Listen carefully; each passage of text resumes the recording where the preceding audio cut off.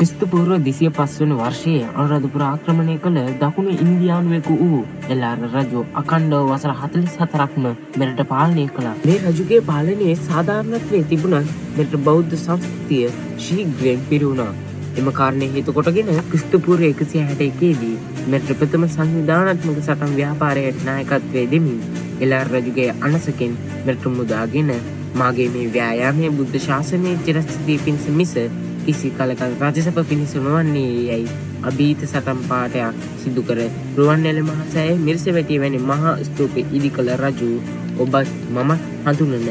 ශ්‍රී ලංකාව ප්‍රථම වරට එක්සේසත් කළ රජු වන දුටුගැමුණු